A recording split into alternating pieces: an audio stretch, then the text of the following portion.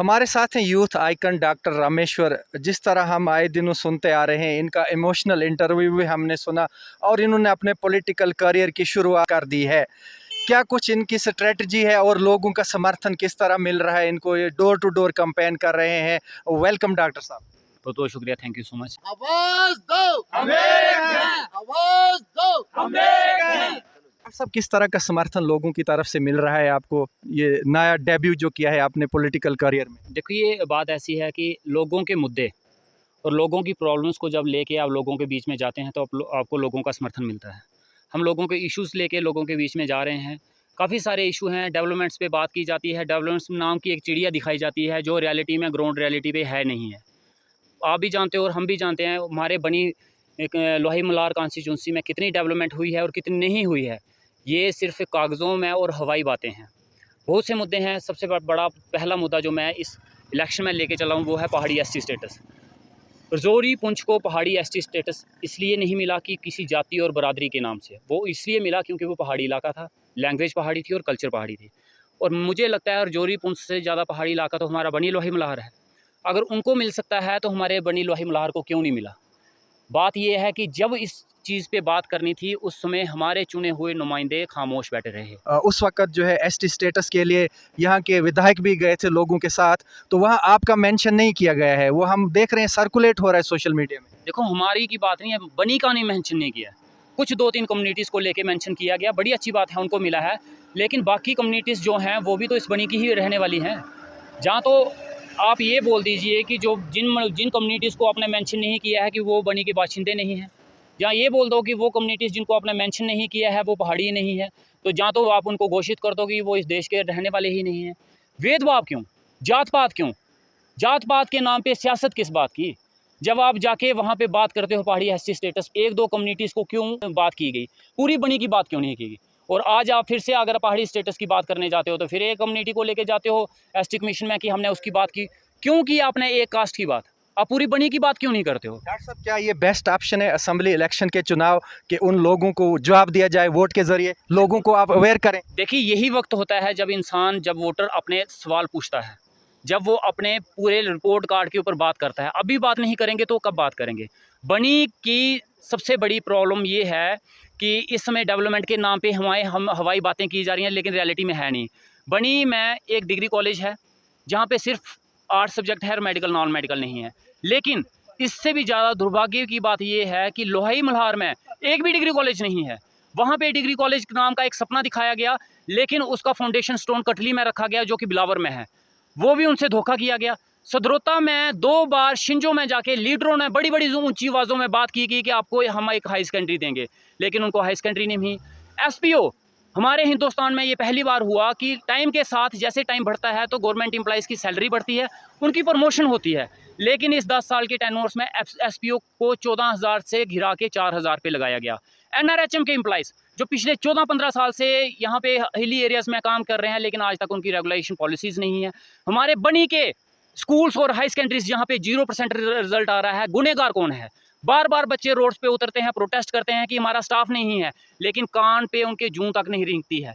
ये हालत है हमारे। आप भंडार चले जाइए, आप संदरून चले जाइए, वहाँ पे सिग्नल नहीं है, वहाँ पे टावर नहीं है। आज के इस ज़माने में जो लोग जहाँ जिस एरिया में नेटवर्क से दूर है, आप वहाँ पे क्या बात कर सकते हो? और आप डेवलपमेंट की बात कर सकते हो? आज भी आप गाँव में जाओ, बिजली की तारें पेड़ों के साथ लटकी हुई दिखेंगी आपको, और किस बात की डेवलपमेंट की बात की जाती है? ये हालत है हमारे बने की। लेकिन फिर भी सपने दिखाए जाएंगे दिल्ली के, सपने दिखाए जाएंगे बॉम्बे के, सपने जगह दिखाए जाएंगे बड़ी बड़ी बातों के, लेकिन रियलिटी में ग्राउंड रियलिटी और एक चीज़ के यहाँ पे बड़े बड़े शगुफे छोड़े जाते हैं रोड्स के। हमने रोड वहाँ पहुँचाया, हमने वो रोड वहाँ पहुँचाया। मैं चैलेंज करता हूँ उन लोगों को, ईमानदारी से बताएं, कसम करके बोलें कि ये रोड क्या उसकी डीपीआर इन्होंने बनाई? क्या इसके प्रोजेक्ट उन्होंने रखे? क्या इसके प्लान उन्होंने बनाए हुए हैं? ये सारे के सारे रोड्स और इनके प्लान जो है मास्टर लालचंद जी के टाइम के बनाए हुए हैं। भंडार में एक हाई सेकेंडरी का प्रोजेक्ट लाल मास्टर जी के टाइम में रखाया गया था, लेकिन वो कहीं ना कहीं वो हाई सेकेंडरी कैंसिल कर दी गई।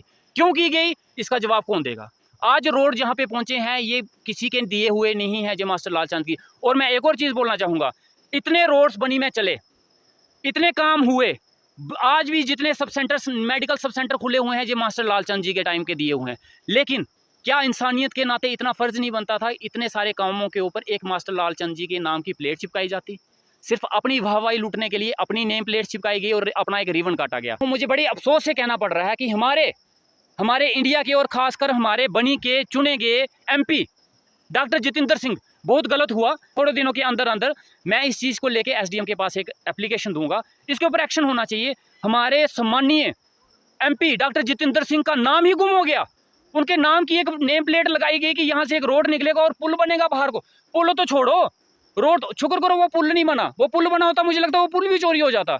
एक नेम प्लेट लगी थी उनकी, ज़्यादा थी बेचारों की, नाम लिखा था डॉक्टर जितेंद्र सिंह, MOS लिखा था बड़े बड़े लफ्जों में, बड़ा अच्छा था। पार्क में लोग घूमने जाते तो वो नेम प्लेट दिखती थी, वो नेम प्लेट ही चोरी होगी उनकी, उनके नाम की नेम प्लेट ही चोरी होगी। अगर SDM साहब मेरा ये इंटरव्यू देख रहे हैं तो मैं हाथ जोड़ के गुजारिश करता हूँ कि हमारे बेचारे साहब का नाम गुम हो गया यहाँ से। मैं चाहता हूँ कि उसको ढूंढा जाए और उसको वहाँ पे स्थापित किया जाए। ऐसे मत करिए। हमारे डॉक्टर जितेंद्र सिंह जी के नाम की एक ही नेम प्लेट है पूरी बनी कॉन्स्टिट्यूंसी में, आपको कहीं और दिखने में नहीं मिली, सिर्फ एक है, इकलौती नेम प्लेट है और वो भी गुम हो चुकी है।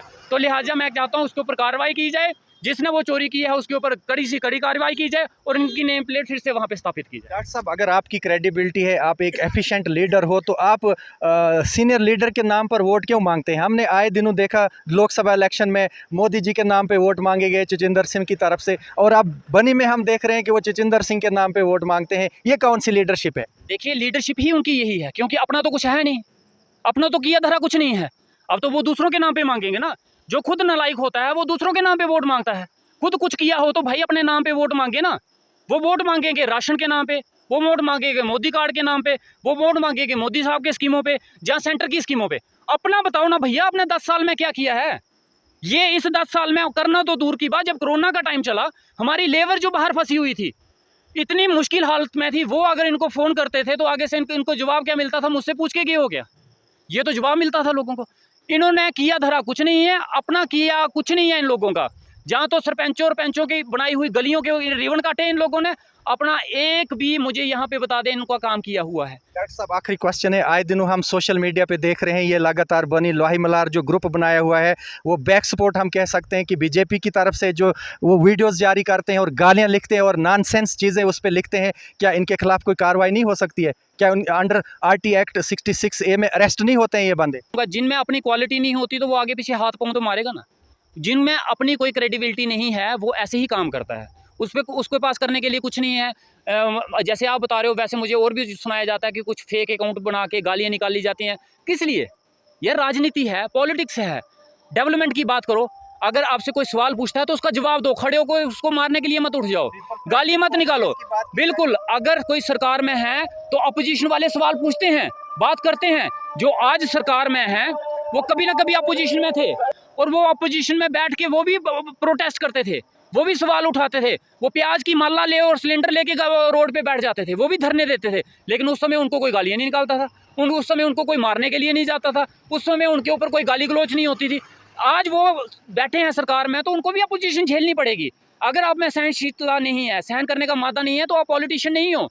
पॉलिटिशियन वो होता है जो अपनी अपोजिशन को सहन करे, जवाब दे, लड़ाई या गाली गलोच ना करे। अगर वो लड़ाई और गाली गलोच पे आ गया तो मैं उसको सियासतदान नहीं समझता हूँ। अगर ऐसा है तो क्या ये लगता है कि असेंबली इंतखाबात में ये लोग मैदान छोड़ चुके हैं और बुखलाहट में आ चुके हैं? देखिए, ये उनकी बुखलाहट है। ये कहीं ना कहीं गाली गलोच करना, मारपीट करना, लड़ाइयाँ करना, इल्ज़ाम लगाना, फेक अकाउंट को बना के गालियाँ निकालना, ये उनकी बौखलाहट है। क्योंकि उनको पता है कि हमारे पास डेवलपमेंट के नाम पे किसी को जवाब देने के लिए कुछ नहीं है। अगर कोई डेवलपमेंट के नाम पे हमसे सवाल पूछता है तो हम उसको कुछ जवाब नहीं दे सकते। जहाँ हम अपना कुछ काम नहीं दिखा सकते तो हम उनका मुंह बंद करने के लिए, उनको चुप कराने के लिए उनको गालियाँ निकालेंगे, उनको डराएंगे, उनको धमकाएंगे, उनको प्रेशराइज़ करेंगे ताकि इन सारी चीज़ों में वो प्रेशर में आके रुक जाए। लेकिन जो रुकते हैं वो कोई और होंगे, वो रामेश्वर सिंह ठाकुर नहीं हो सकता। आपने बहुत कोशिश की है डराने धमकाने की, मुझे टर्मिनेशन तक की गई है, रात को फ़ोन करके धमकियां तक की हैं। मैं ना तब डरा था, ना मैं अब डरूंगा और ना तब झुकूंगा। आप जितनी कोशिश करनी है आप कर सकते हो।